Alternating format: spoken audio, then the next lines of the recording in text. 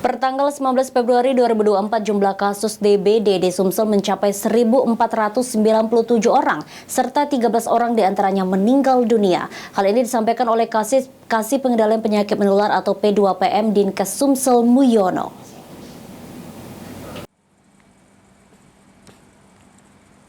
Disampaikan oleh Kasih Pengendalian Penyakit Menular atau P2PM Dinkes Sumatera Selatan Muyono, tertanggal 19 Februari 2024 jumlah kasus DBD di Sumatera Selatan mencapai 1.497 kasus dan 13 orang pasien diantaranya meninggal dunia. Kota Palembang menduduki peringkat pertama dalam kasus DBD dengan 219 kasus, disusul Kabupaten Moba 193 kasus, Kabupaten Banyuasin 150 kasus, dan Oku 100 kasus. Dinkes Provinsi Sumatera Selatan berupaya mengirimkan surat edaran ke Dinkes Kabupaten Kota untuk pemberantasan sarang nyamuk agar mencegah pengembangbiakan nyamuk Aedes aegypti.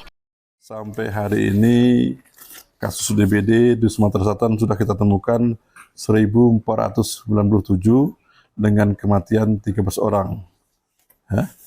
Kasus tertinggi ada di bulan Januari kemarin, ada 1.324 kasus dengan 10 kematian.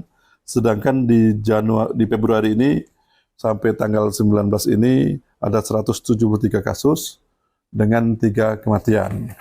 Untuk kami himbauan kepada masyarakat ya, sebenarnya DBD ini bisa kita cegah dengan perilaku hidup bersih dan sehat ya.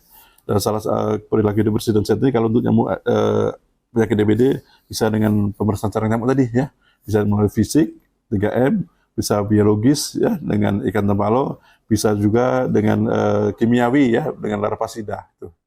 Tingginya kasus DBD di Sumatera Selatan turut menjadi perhatian bersama. Dihimbau masyarakat senantiasa menjaga perilaku hidup bersih dan sehat, rutin memberantaskan sarang nyamuk dengan 3M, menguras, menutup, dan mengubur. Hafidz Zainul, PAL TV.